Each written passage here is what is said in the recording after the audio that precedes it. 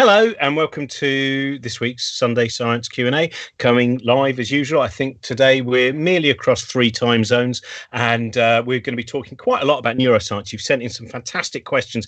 If any of you watching now want to ask further questions, just go down to our feed and we will react to live questions that we're getting as well. A few things to tell you: if you've not seen Sunday Science Q&A before, or any of the other stuff we've been doing at Stay at Home Festival, there is a tip jar at the bottom which we've been using to gather money for art centres and artists. And so if you want to donate at any point during the day, during this afternoon, that's fantastic. Don't worry if you can't as well, because I realise many people are in difficult situations. This is free to all of you. And also another thing to mention is if you do like the stuff we're doing, we have got a new Patreon Cosmic Shambles fundraiser, and so you can go there to patreon.com Cosmic Shambles, and we'll be using that for Josie, me, Trent, Helen, etc., to keep making the shows. Some of you might have seen Helen's documentary that she did with Ginny Smith, the European Space Agency, about gravity, etc. I always like to say gravity, etc. And that is, new episodes of that are coming out all the time. And of course, we're going to be making loads of these. Next Sunday, we're at Cheltenham Science Festival. I mean, we're not at Cheltenham Science Festival, but we are at Cheltenham Science Festival. And that is, we're going to be doing a show, the normal kind of show we would do on the last night of the Cheltenham Science Festival. We've got, I'll check on the list, we've got George Egg, Keisha Thompson, who's doing some amazing stuff, Katie Mack, who I've mentioned many times before, her new book End of Everything is utterly brilliant, and Josie Long and me, as well as others. And also tonight 8:30, Josie is doing a live stream of her show Tender, and on Wednesday night I'm going to be doing part 2 of my I'm a Joke and So Are You show, which is going to be a lot more of the stuff on neuroscience and psychology and anxiety, and a lot of the stuff that I didn't fit in last week. Hello, thank you for listening to the boring bit at the beginning, but at least we don't have advertisers now. Helen, I'm going to go. First of all, Helen, it's lovely to have. We've done every single one of these so far, I think. Helen Czerski. Yeah, and we're still we haven't had a fight yet. Oh no, but I mean, if this had been in the flesh, we are, you know, it's vicious, isn't it? It's a horrible road movie. It's planes, trains, and automobiles. And do you know what? I want to be Steve Martin, but I know I'm John Candy. It's okay. We know why you've been having those lessons with Brian Cox, saving it up for when you're allowed out. Oh, I really miss it. This time last year, I was on a flight going to Hong Kong, and then for an Australian tour. It feels so strange, all of those changes. I want to just start. First of all, have a quick. I was just interested in this. Last night, I watched SpaceX, the launch, and for a moment, for a short period of time, it's always wonderful to see a rocket taking off. It's always wonderful to see that level of human imagination and human endeavour. And then someone reminded me of Gil Scott-Heron's brilliant piece of work, Whitey on the Moon, and reminded me of the disparity that we have in the world. And of course, at the moment in particular, we're seeing that in what is going on in the USA.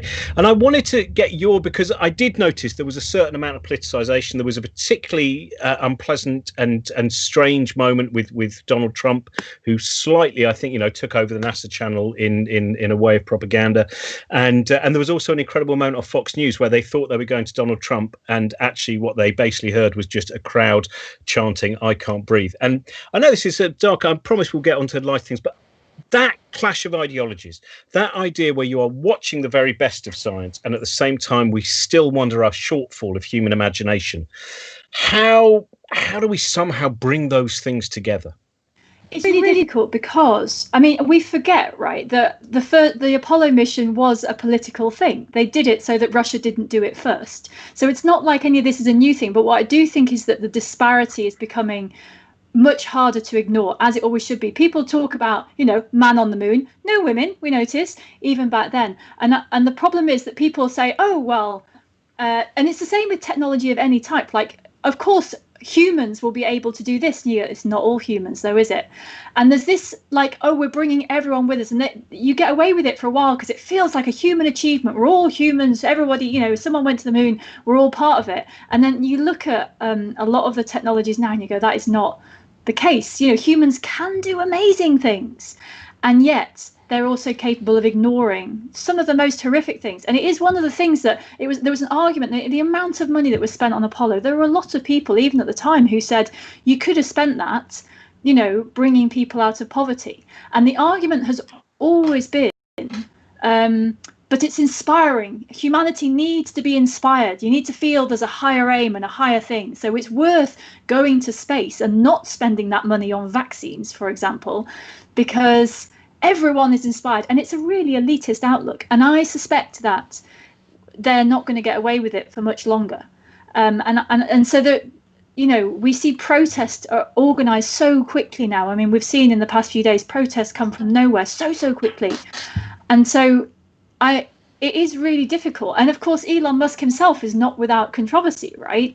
He is not exactly, you wouldn't want him in charge of the world. He might be very good at running battery construction plants. But yeah, it's really hard. And Pete, the problem is humans really struggle to hold those two ideas. The idea that we want perfect heroes or perfect villains. And humans really don't like it when someone like Elon Musk is, oh, he's the hero who, you know, created Tesla cars, but also he's the villain who was, frankly, a right arse to someone on Twitter and then pretended he didn't do it. And we don't like it. We don't like that. And I don't know if there's a way around that. Because that's a human thing, isn't it?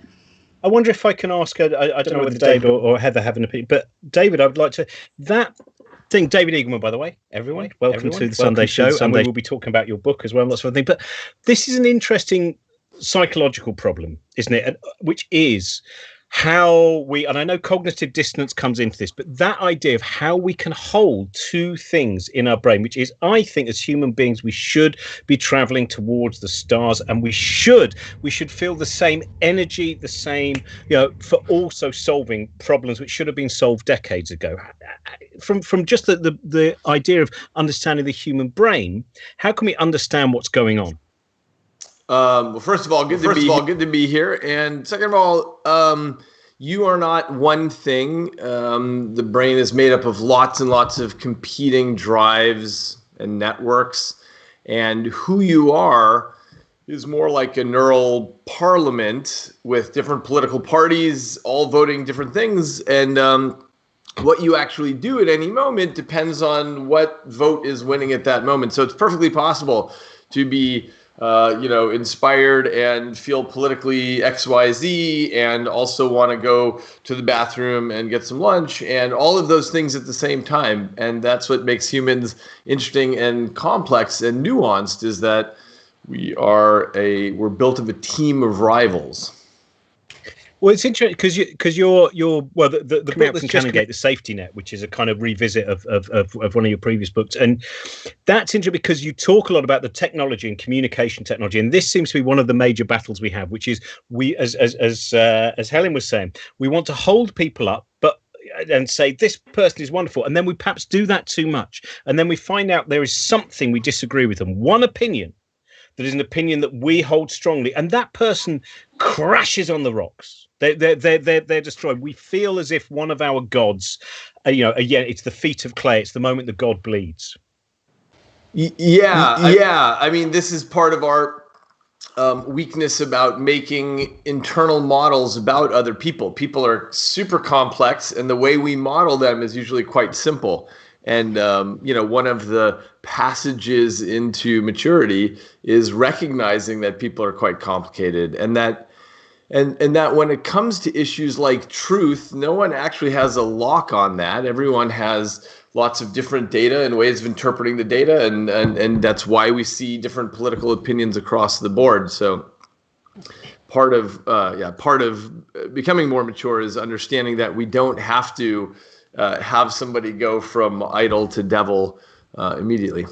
So, David, I'm really interested, though, in what, for some people, some of the time, there's a cultural thing of being very accepting of the different facets. And for some people, perhaps at the moment, we see a very divided society where it really is us or them in some people's minds. Where's the transition between? Is it a cultural decision? Is it education? How do you get from the place where you're more flexible and you allow for these things to the place? Because it's not just age, right?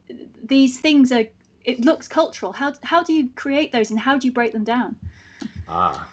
Good question. I mean, from my biased point of view, I think I got there from neuroscience, which is to say, understanding that the notions we have of people when we're children is not how people act. And you know, when one takes an examination of one's own behavior and sees, gosh, I wish I hadn't have done that.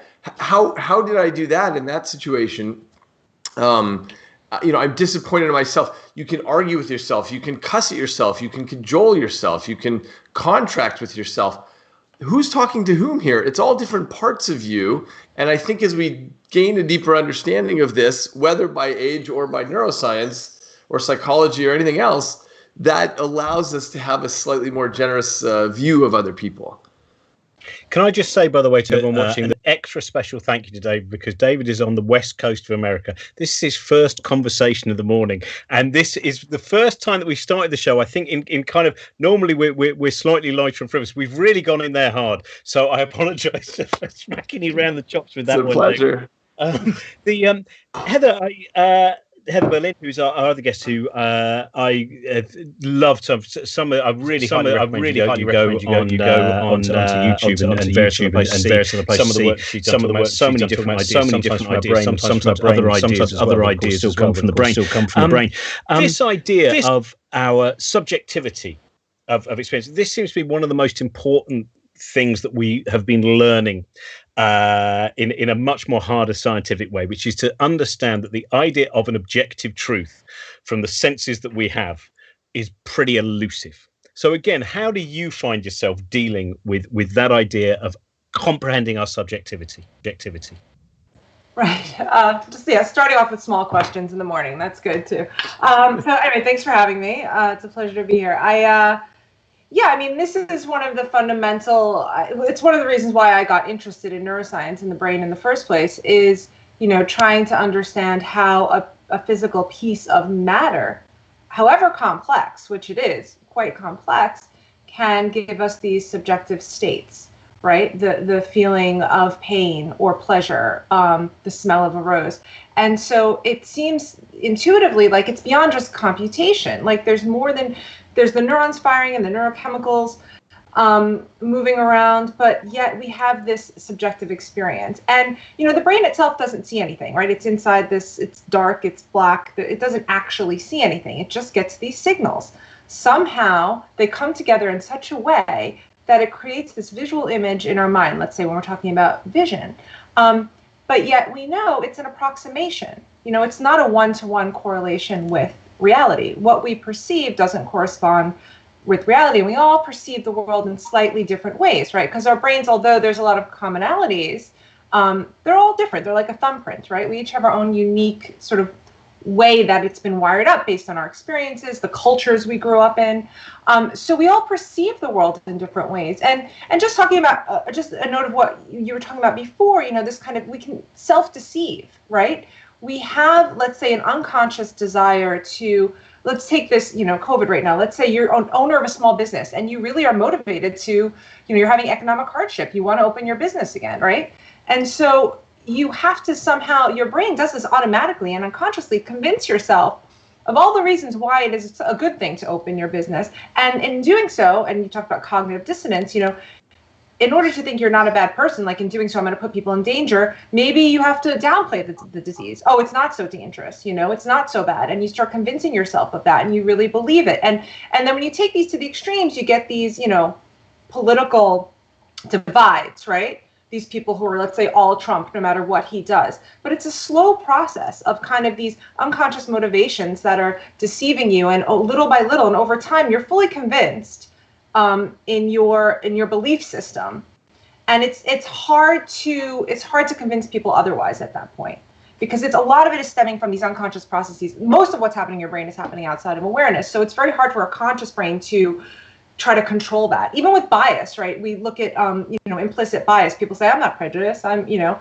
and yet when we do these tasks looking at their implicit prejudices, they emerge. So we're not even aware of our own biases in many cases, which makes it that much more difficult to change them. Yeah, I find that whole thing, the world inside the brain, even when you first start talking about that, I immediately feel them even more. And the idea that I'm not feeling it there, I'm feeling it there, all of those things, once we start facing up to them, to me, make the world far more comprehensible when you realize strange, in some ways, limitations, but also the elegance of the delusion involved. Mm-hmm.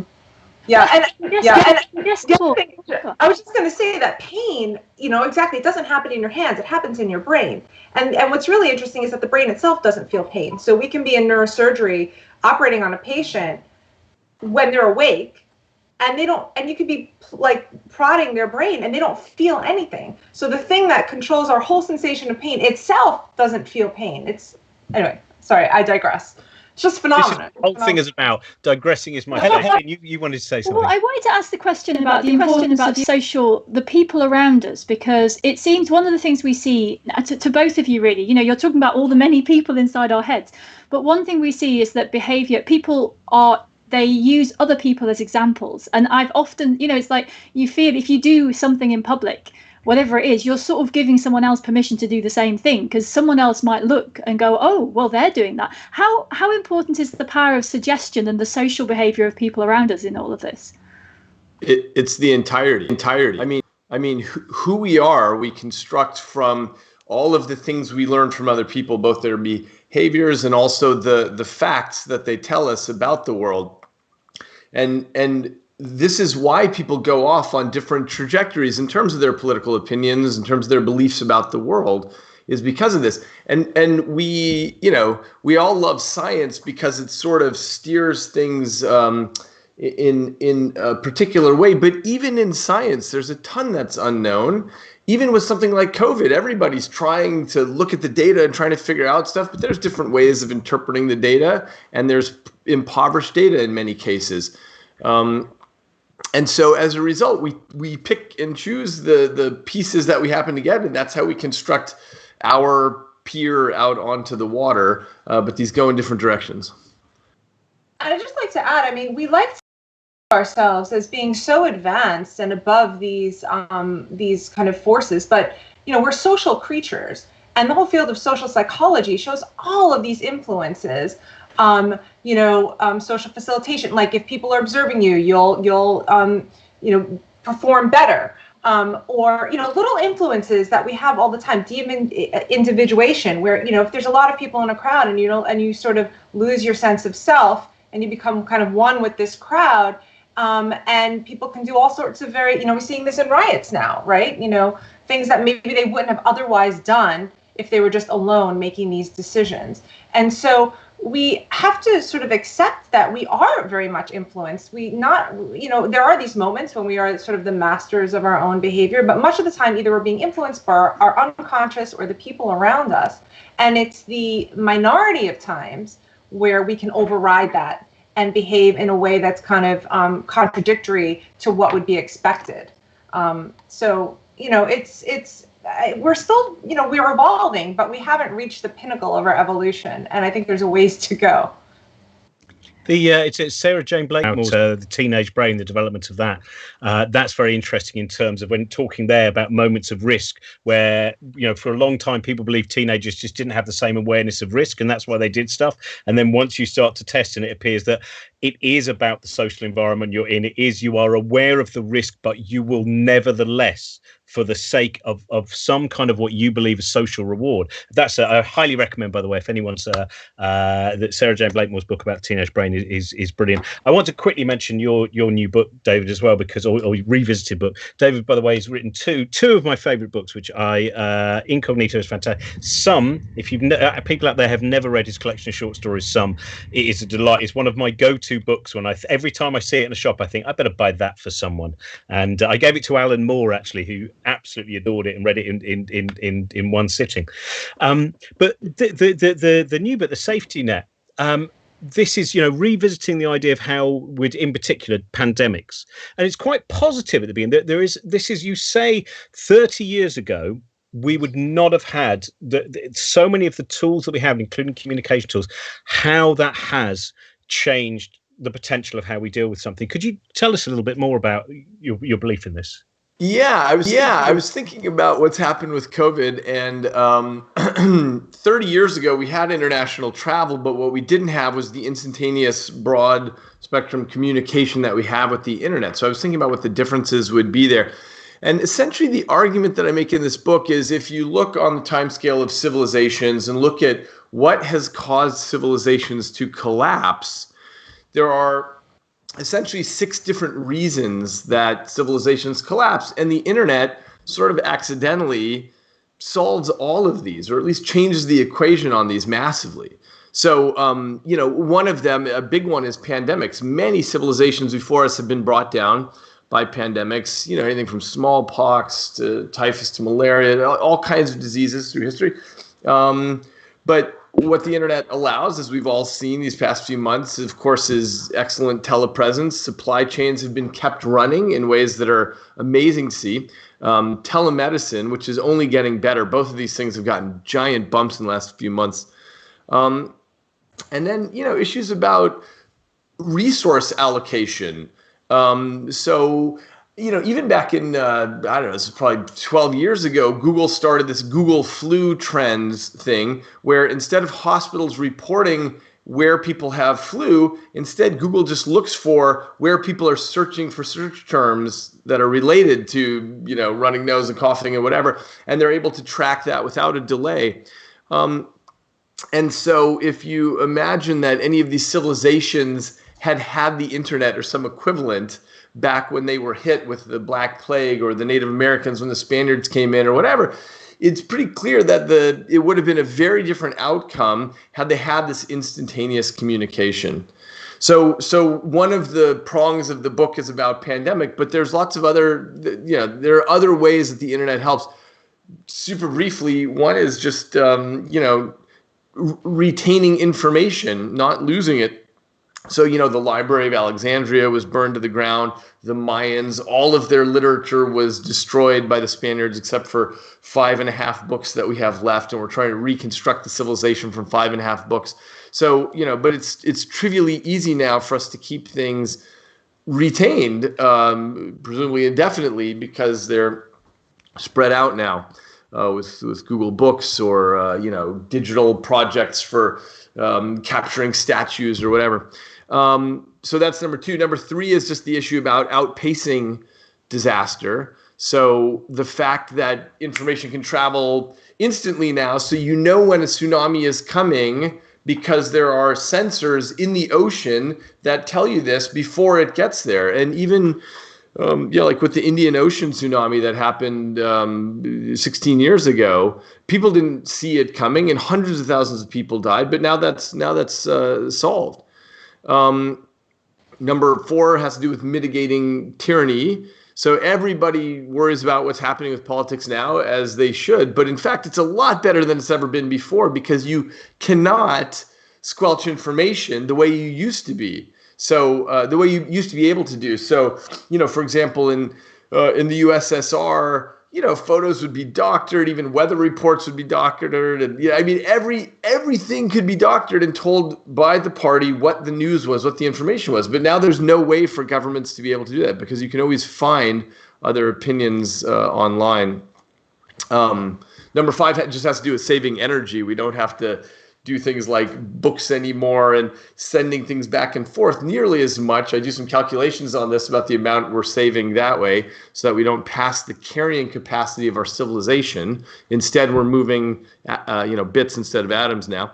And the last one just has to do with cultivating human capital, which is to say, education was something that was, very hard to come by, even a generation ago, and certainly many generations ago. But now everyone has the opportunity to get an education. If you can get to an internet, which most of the world can do now, you can get a world-class education for free. So that changes the whole globe in that way. So anyway, there's lots to be aware of and keep an eye on in terms of potential problems with the internet. But as far as looking on a 10,000-year time scale at the collapse of civilizations, all of those problems have actually been solved by it. Isn't it Runaway Species where you have those images that Stalin docked to change? I'm trying to remember if it's in your... No, that's in this book. Oh, yeah. Right. Yeah, I just reread Runaway Species as well. So, so anyway, for those of you who missed it, Safety Net is just come out from Canongate. I've got the first of the audience questions here, and this is from Simona, who has also been very useful in keeping me up to date with some of the ways that airlines are treating their staff at the moment. So, thank you very much for that as well. And she would like to know, why do we forget our early years? So, Heather, starting with you, because this is such these are the times that mold us. And they are the times that we also are unable to grasp those memories. Well, first of all, it's a little bit controversial. What is meant by forgetting? Is it that we consciously can't retrieve it into consciousness? Is it still there in the brain, affecting how we behave and running behind the scenes? So, if the question is, why don't we consciously remember it or able to retrieve some of those early memories? Well, our brain was very different at that time. Yes, it was still you, but, and as David had alluded to, the sense of self is just a construct of the brain. It's not real. Like, we create our narrative of our sense of self based on memories, based on how we've behaved in the past. But, I've seen patients with all sorts of brain lesions that completely change either their personality or their sense of self. If you lose your memory, your whole identity can be shattered. So, these early experiences are forming the brain and changing who you are, but essentially you're a completely different person at that time, right? Every cell in your body is regenerated, it's changed. Your brain was in no way near, what it looks like now.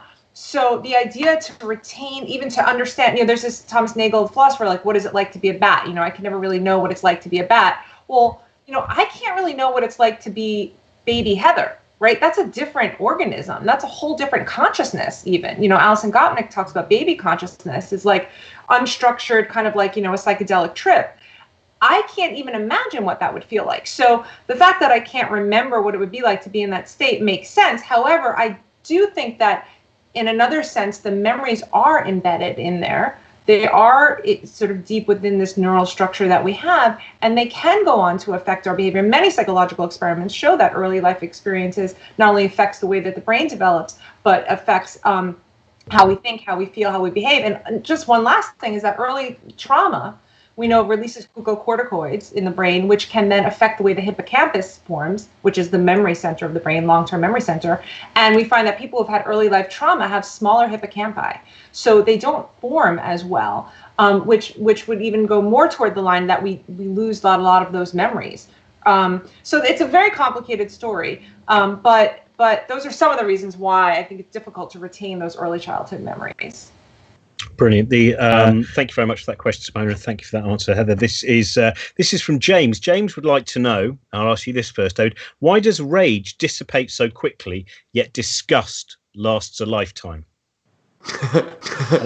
And I think the last lifetime suggests he's thinking of a very particular form of disgust there, but yeah, I don't know.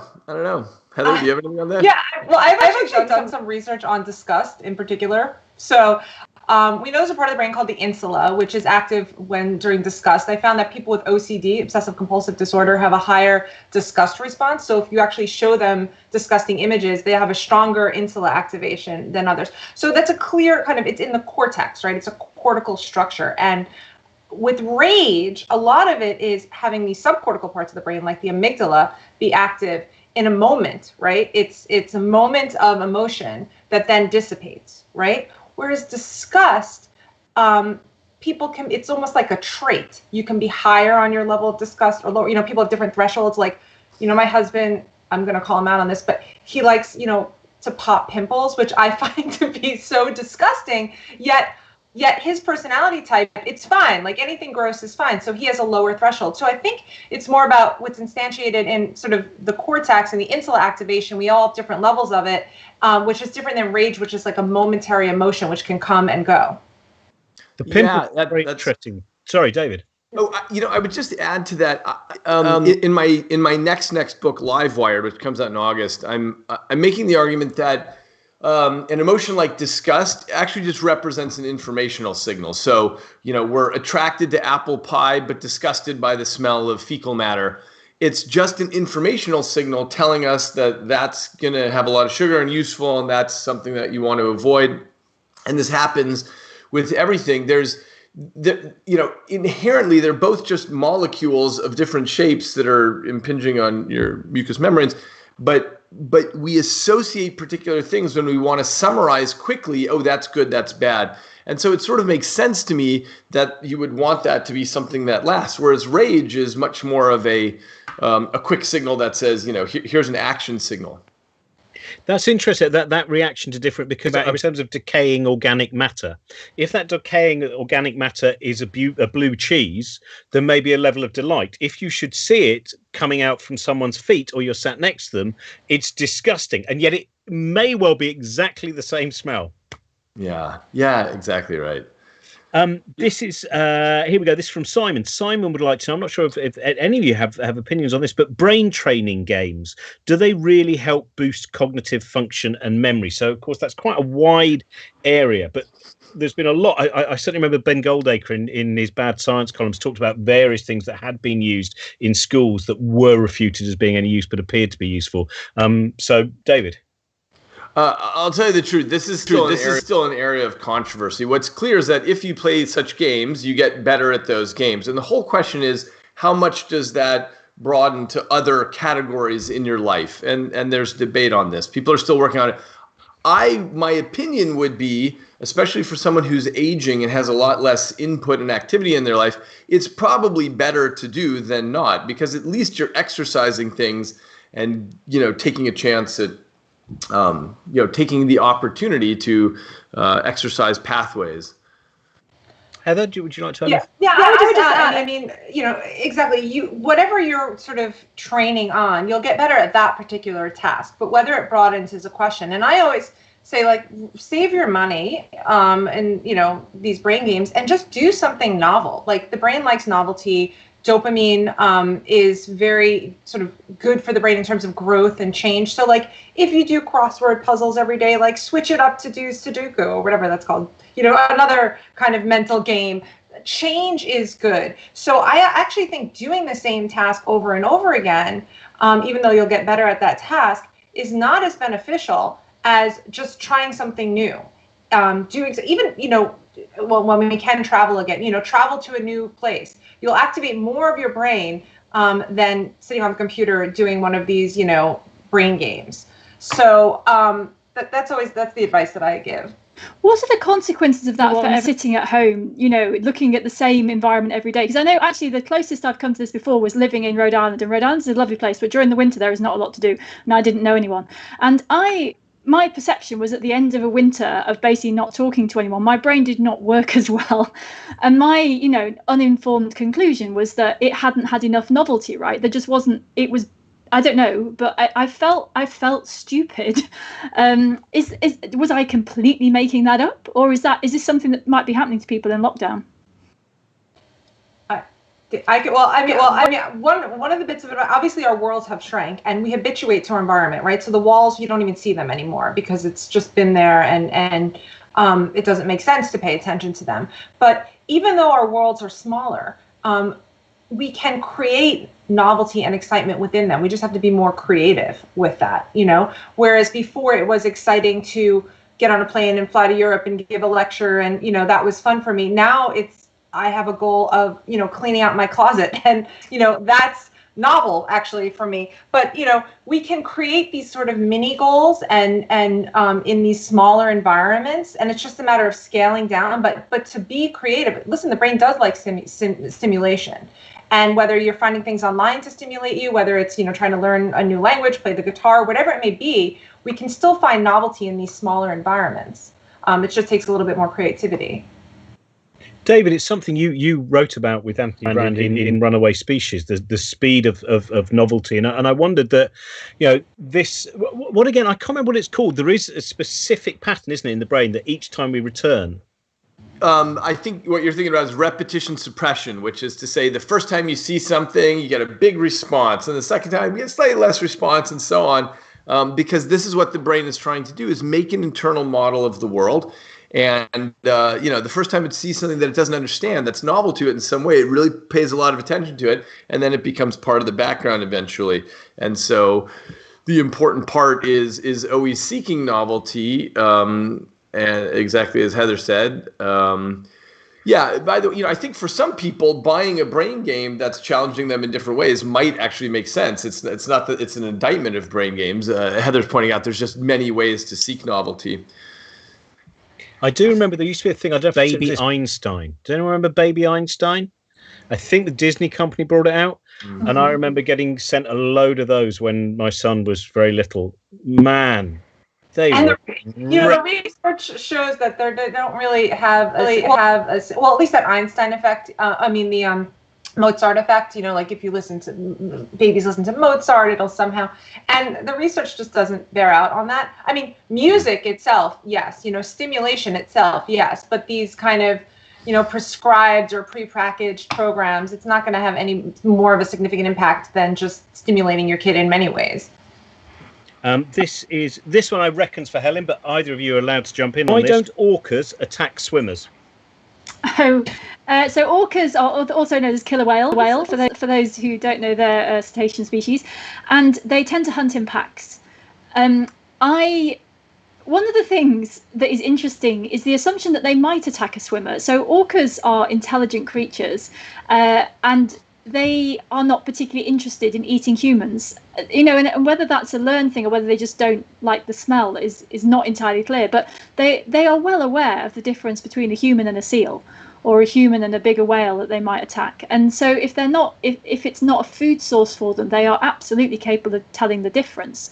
So I would put that down to intelligence. It's not a known food source, and so they're not going to go after it. I mean, like all things, they're wild animals, so don't go annoying an orca with lunch painted all over you. But they're intelligent. They can work it out. Same way sharks. If a shark takes a human, it's usually because it thought they were a seal. And actually, they do make wetsuits for surfers, which are light-coloured on the underside and break up the silhouette that might look like a seal. And I don't know whether they work or not. But if a shark does go for a human, it's usually either because the human poked it or because it made a mistake because it genuinely thought it was a seal. So these creatures are not generally interested in humans. Sadly, we're not the best food in the sea. And I should recommend, by the way, last night, because I couldn't get sleep, I watched the final in the Sharknado series. It's really nuts. I highly recommend it. It's so great and mad, and they know exactly what they're doing. Can I just add to that I have actually done the experiment where we dripped human blood and fish blood in front of a load of sharks, and they totally ignored the human blood and went straight for the fish blood. Even if, it's all just, this poor sharks, right? They know. You are so distracted from my Sharknado recommendation there.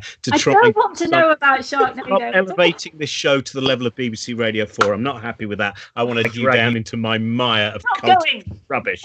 The George Washington's in it, right? It's set in a future. Oh, look, it doesn't matter. Marina would like to know. She said, if everybody's brain is the same, why will one of my children eat vegetables and the other will not? They've been raised identically. Have I failed as a parent, or is it futile to beat myself up over this cruel trick of the brain? Now, there's a lot of things going on in that question, I think. Who would like David? The problem is the first sentence. Brains are very different. Brains are essentially as different as faces. If you look around a room, you see lots of difference in the structure.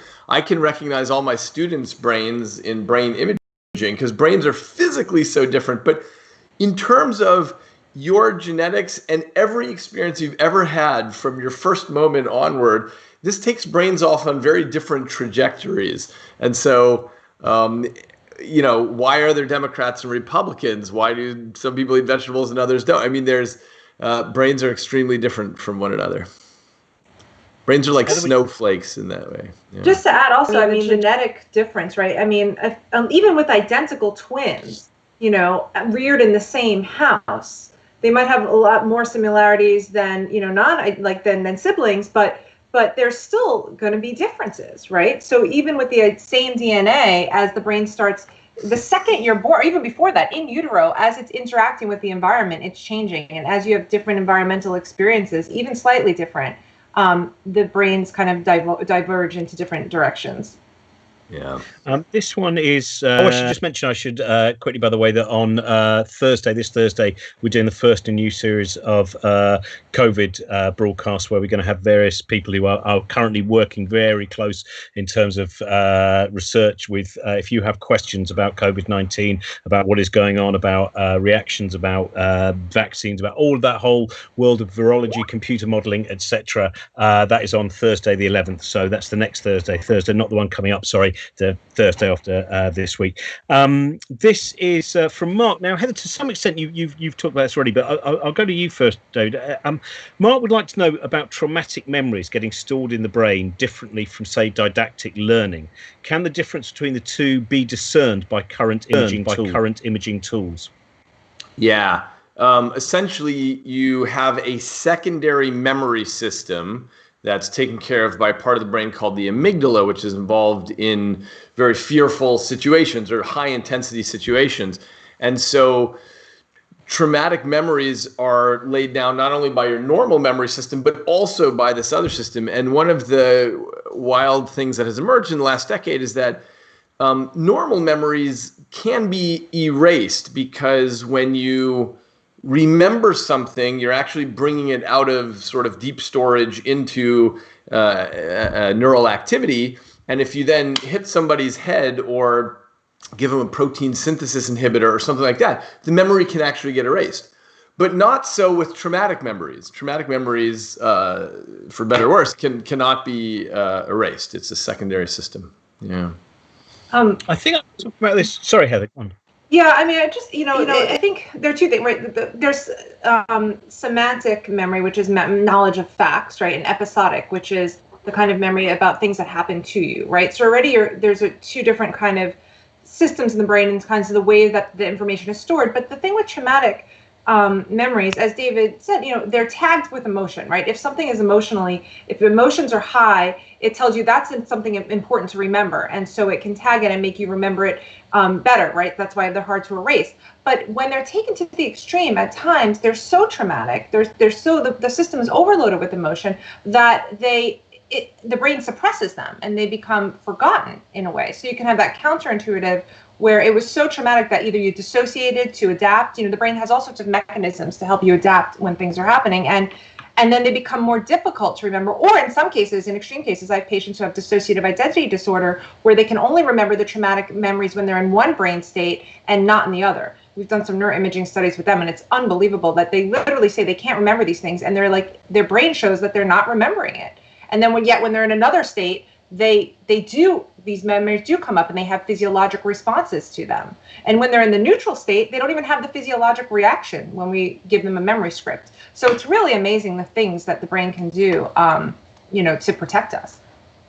I found it. We did a monkey cage about sleep and dreaming, and seeing where that has now got. When we think of Freud and what that taught us, and now where we are actually in terms of. I think we might have talked about this the other week. There was I don't know if either of you, but the noradrenaline idea, which is the secretion of noradrenaline for post-traumatic stress disorder patients when during REM sleep.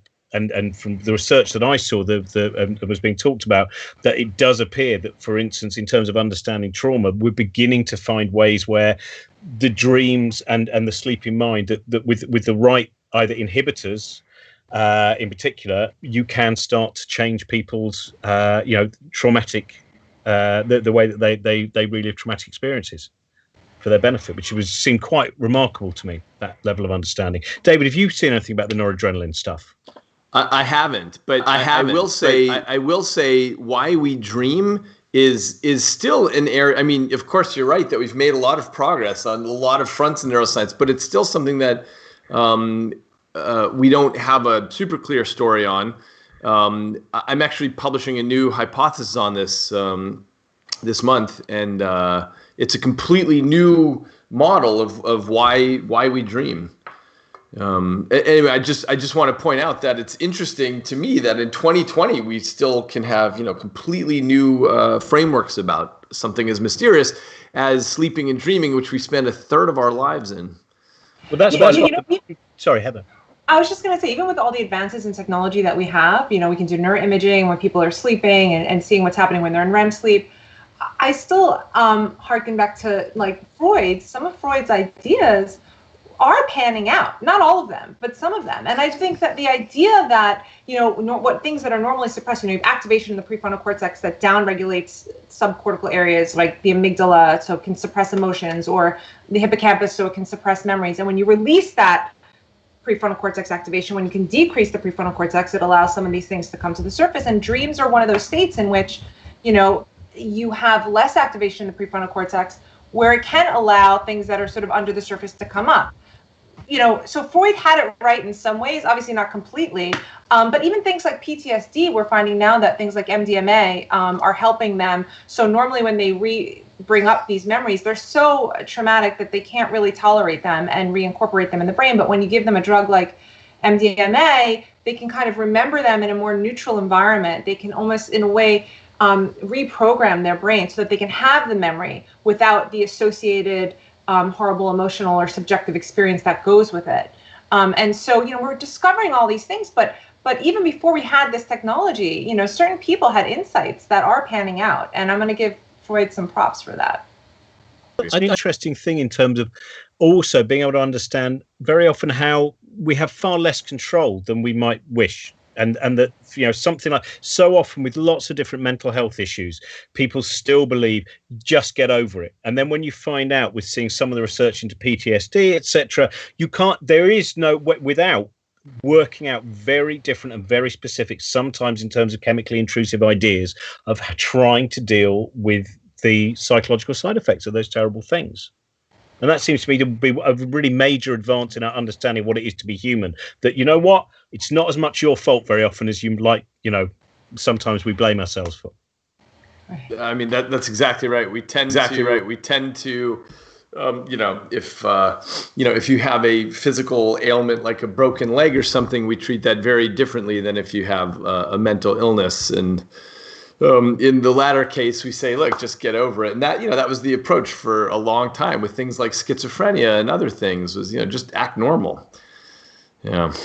We've got one final question, which I reckon is Helen, this one, because it is, how does a hydrophone work different to a microphone? Is it just filtering out ocean noise? I know it shows, but I always presume the ocean questions about all the exploration you get up to, it always comes down to why hasn't Helen been attacked by a shark, and why is she recording noise? So I love those things. So it's very distressing that so many people would like me to be attacked by a shark or sit on a plane like the Ince thing. They want to make sure, they want to learn from you. Your four-limbed self is something which has been, tremendously encouraging to a lot of people. Well, as a scientist, we're happy to be guinea pigs sometimes. Okay, so the hydrophone. So what a hydrophone is an underwater microphone, and they are really interesting. It's one of the great frustrations that we can't hear sound underwater easily. Sound from the air sort of bounces off the ocean surface, goes back into the air. Sound from the water bounces back down from the surface, goes back down into the water.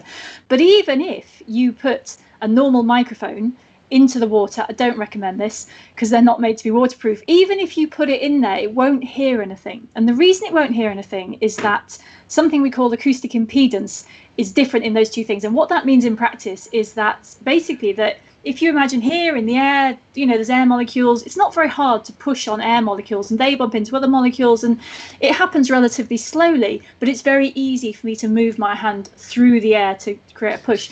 But water is very, very hard to compress. So it's basically like thumping concrete. And so sound travels through it very differently. So if you have something which is receptive to the very gentle waves of air, if you put it in this thing that looks like concrete, no sound can travel from one to the other. And so basically you need a completely different type of listening device in order to hear underwater. But the interesting thing about humans is actually we do hear underwater. It's just that our ears have adapted to listening in the air. So actually inside the cochlea of our ear, it is fluid filled. It's very, and it's thought that ears evolved underwater with fluid. And then you come up into the air and suddenly you've got a problem in that you've got a water hearing system, and now you've got all this air, and that is what the inner ear, the middle ear, is for. All these little bones and all this shape in the middle is basically it acts as almost like a translation service, translating the sound from the air into the water. But of course, the frustration is that then when we put our heads back underwater, we can't hear through our ears, but we can hear through our jaws. So the difference between sound and sound in air and sound in water is really interesting. But it also, if you do, next time any of us is allowed in a swimming pool, or perhaps you can go in the sea, when you do stick your head underwater, you're not hearing through your ears, you're hearing through the bone structure, which is the way that whales hear. Whales don't hear through their ears, they hear through their skull and their jaw. Oh, I so hope you were then going to go into the aquatic ape hypothesis. I love the Fury of that crate. So much fun.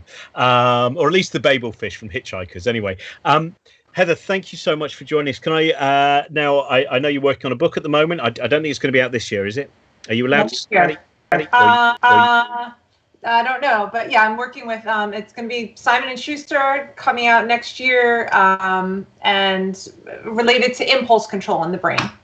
And I highly recommend. That's all I can say. It's a big cliffhanger. There's loads of Heather online. Go and have a look at those. David, you were mentioning that you've also got another book coming out as well. So can you give us the title of that again? That comes out in August. That's called Live Wired, and it's about brain plasticity. In other words, how the brain is constantly reconfiguring its own circuitry, every moment of our lives, and that's how you record what's going on around you. That's how you become who you are. And also mention the safety net is at the moment of revisiting. And I really do. Some is that because every story is about 3 pages long, isn't it? As far as I remember, each one is a perfect. It's just and each one to me is a thought experiment. I think it's kind of and they're such great thought experiments. They're a perfect thing to read last thing at night, just to kind of inform your dreams and take you on a more exciting adventure. And also, David, I'm going to be talking to later on, and that's going to be available to all of our Patreon supporters. So thank you very much for that, Helen. I should mention, of course, Shambles is still up, the show that we didn't do at the Albert Hall, that we did from our virtual Albert Hall 2 weeks ago. And you talk a lot more there as well about sound in the ocean and sound also above sea as well, don't you? Yes, and so Sea Shambles is not only still there, but World Ocean Day is coming up on June the 8th. And so there will be even more. So Sea Shambles was just the prelude to a whole day of ocean things. I'm not obviously involved in all of them. However, there is a programme on BBC4 that I've made about the ocean called Ocean Autopsy, which is a health check of our oceans. And that will be going out on the evening of June the 8th. So lots of World Ocean Day things are coming up. And any moment now, we're going to be joined by Baba Brinkman. So I thought, just before we get Baba, who I first met, I think 2009 Edinburgh Festival, where he did the Evolutionary Guide to Rap. I think that was the year. It's fantastic. I thought I'd just have a nice quickie question, like a kind of 2-word answer question for you. So I've got this one from James, which is free will an illusion? So that should be a pretty quick one, isn't it? Yes. Yeah. That's what I think. Free will is an illusion, at least what we understand from neuroscience, that our brain decides, and then we're kind of the last to know about it. So I often say that we might not have, our unconscious has free will, but again, it tells us about it after the fact. The brain makes the decision, and we're the last to know. And there was, I think, and I'd actually thrown in a really long answer. David, it's something you talked about in your series, The Brain, as well. Yeah, I think most of neuroscience thinks we probably don't have free will, but the fact is we're still a very young science. And so there may be something in 100 years where we come to understand this in a different framework. Who knows? I would say my 2-word answer is, nobody knows at the moment. I'm trying to remember in The Brain where you talked about the fact that maybe on a kind of big scale free will appears, but there is a smaller level of kind of personal free will. I'm trying to remember. It was used a selection of kind of vibrating balls. There was a something that you. I was actually using that experiment to demonstrate why we might not have free will. It's just that. I built a cage of mousetraps and ping pong balls, and it's extraordinarily complicated to the point where it is not determinable. You cannot determine where all the balls are going to go. Because in a small system like that, it's just too complicated. And so what I was pointing out was that even if we don't have free will, it doesn't mean we're predictable, simply because of the size of the system and the complexity of it. That was a great show, so I highly recommend you turn to that. Now we're going to be joined. The question, unfortunately, I asked too big a question. Baba's back again. I should explain to anyone watching as well, we made it as hard as possible for David because he's on the west coast of America. We made it as hard as possible for Heather because Heather and Baba also sometimes do double acts together as well, and also have 2 kids together. So they're doing this incredible kind of childcare routine first thing in the morning in New York as well. Let's start off. I was trying to remember, 2009 was it? Was that the evolutionary guide to the rap guide to evolution? Yeah, that was when it premiered, and we were doing the shows in the basement of the Canonsgate at the Fringe there. That was so... I love... Carl Sagan is my god, right? Yeah, that's right. Yeah, Carl Sagan is my god, and Richard Feynman too. And it was so great when I first saw what you were doing, because you've gone off now in a lot of other areas in terms of explaining science, scientific ideas, cultural ideas through using rap. And it's some people, I think, would almost say, have you hemmed yourself in? But I would imagine that by hemming yourself in there, it's made it even more kind of fertile for creativity. Is that true? Well, I think I started as a rapper, and I've never changed course. You know, I was always like, I'm going to do hip hop. It's going to be dope rhymes. I'm going to get the crowd moving. And so there was a kind of, okay, but what am I gonna rap about? And it was in 2009 that I hit this evolution thing, and then I was like, oh, the findings of science, the sort of interactions between science and culture, it's such a rich and fertile ground. It's what you explore in your comedy and what so much good science writing is about. So, in that sense, I feel like the vistas are very broad, but the challenge remains: make rhymes out of it. Make songs out of it, like really capture it within this medium. And it's the medium I've loved since I was a teenager, and I'm just trying to push it in a new direction. I was thinking about whether there's anything you've thought and you've gone, you know what, these rhymes are too hard. Because we had, in a different way, one of the Infinite Monkey Cages we did quite recently was about quantum theory. And it was the only live show where we actually were lucky. We had some people signing for people who were hearing impaired. And they actually said, can you do a bit of a rehearsal? I said, it's kind of an improvised show, but we'll try. And it turns out that sign language is still not covered all of the terminology of quantum theory. And there was a beautiful thing. We see this wonderful, fluent signing of some of these ideas, and then just suddenly, which is the correct reaction to a lot of quantum theory anyway. The international symbol for quantum theory response. Now, so have you found anything where you've started and you've gone, you know what, this one, I just can't. Is there any area where you find actually compressing it into rap has been the most problematic?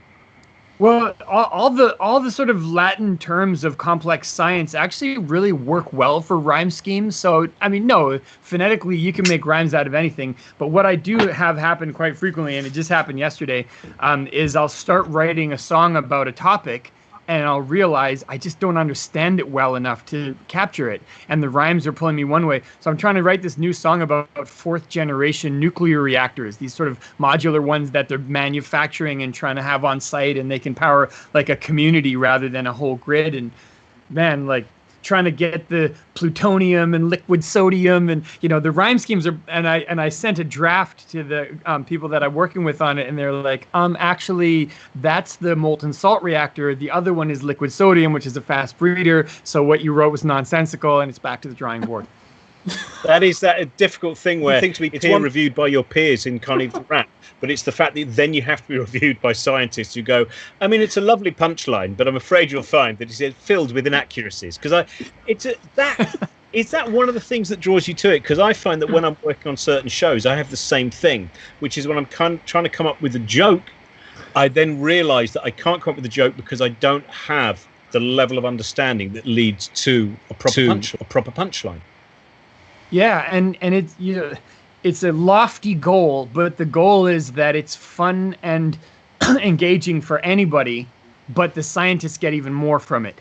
And that's where that extra layer of homework is required, because you have to have this sort of in-jokes and referentiality and the signals that you've read some of the primary research and really know the dynamics at play, but it can't be totally inaccessible for people either. So it sends me back all the time. I feel like, doing rap guides to big topics like neuroscience or evolution or religion or, nuclear energy, whatever it is, it's like a new master's degree every 6 months for me, because I'm constantly like, oh, I got to research this properly. I can't embarrass myself with it, which I think is part of what the power of it as well. Because once I finally get it and it's been validated, I could be like, this is peer-reviewed rap. Take it up with me or with my backup, the scientists. And ironically, I didn't expect this to be the case. I had a scientist say, could you write about Darwin? And I was like, cool, challenge, let's do it. But it makes me way more gangster because I used to be a humanities person. Like, this is my interpretation, my opinion about the literary possibilities. And now I'm like, facts, so there's a swagger in it.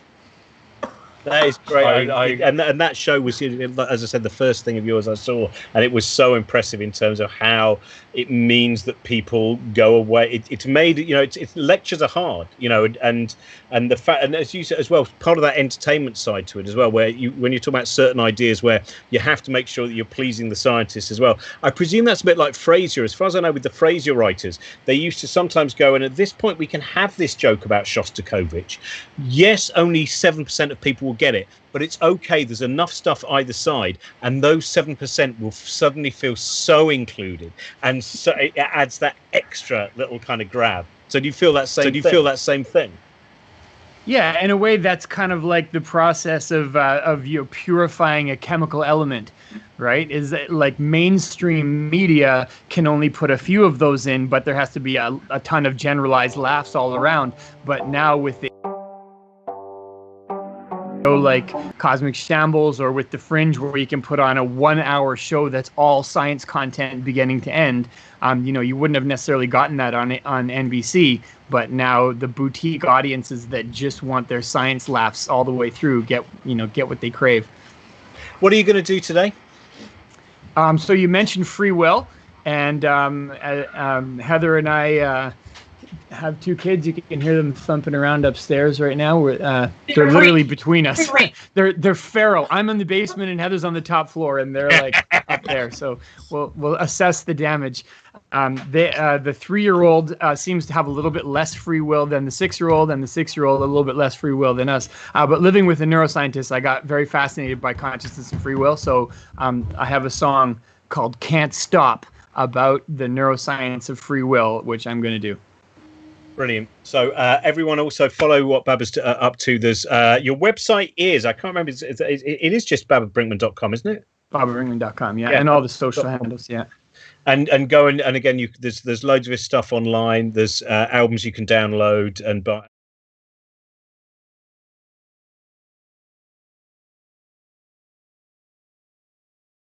Baba Brinkman, over to you. All right, here we go. So this is "Can't Stop." See if the beat plays. We got a little green screen trick. All right. When I was a young rap artist in Western Canada, picturing myself with a platinum chain, this is what I thought I'd rap. Listen to this lyric, it isn't freestyle, it's written. I wrote it of my own free will, it was my decision. Every intimate constituent part of it was deliberate. I considered how to script it and how to stand and deliver it. I knew I could get up in front of it and do a lot of the hard stuff, and the crowds would love the smell of it, like human and shark blood. Just chumming the water, bringing a little bit of aquatics.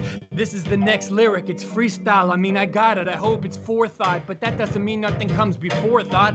Look at the source of your thoughts. You might find the doors blocked if every decision is made in a part of my brain that's invisible to me. That's will, but with a subliminal origin. I'm not thinking it's too free. All I'm trying to do is be open and bring the people in and drop a lot of neuroscience like my name was David Eagleman or Heather Berlin. That's how it all blends together.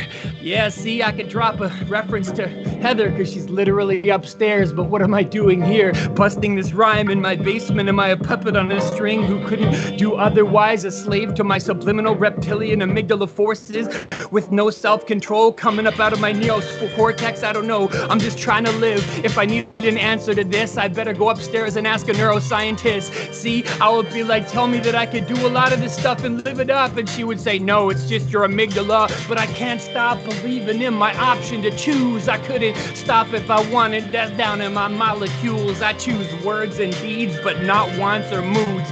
Freedom is like a muscle, it's only strong when it's used. I can't stop. and neither can you, so let's continue. I'll keep pulling concepts up out of my lyrical menu.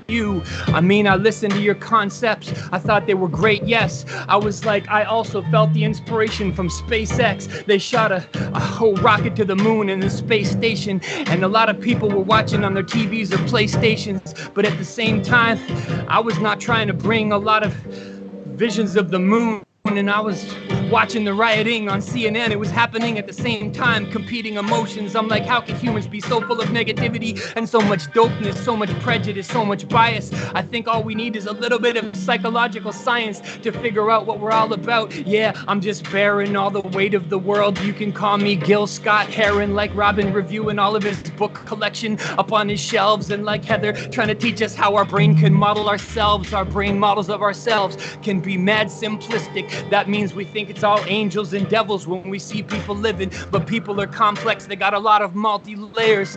That's the thing that I learned by being a complex rhyme sayer, but I can't stop believing in my option to choose. I couldn't stop if I wanted it down to my molecules. I choose words and deeds, but not wants or moods. Freedom is like a muscle. It's only strong when it's used. I could stop. I could stop. I'm just demonstrating that I can stop. I have the free will to stop, but it's not recommended.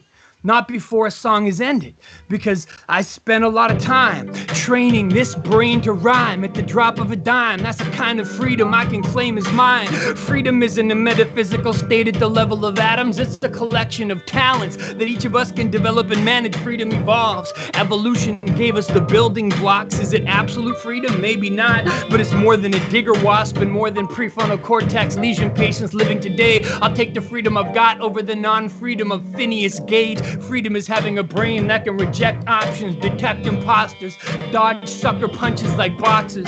Freedom is having a brain that can navigate obstacles in a continuous exploration of the adjacent possible. A brain that's free enough to identify goals and pursue them and know the reasons why, even if it's prone to illusions. Freedom. If you have that kind of mind and it's at fault, congratulations. You can now be tried as an adult. Free will. It's similar to freestyle, both learnable systems that are deterministic deep down.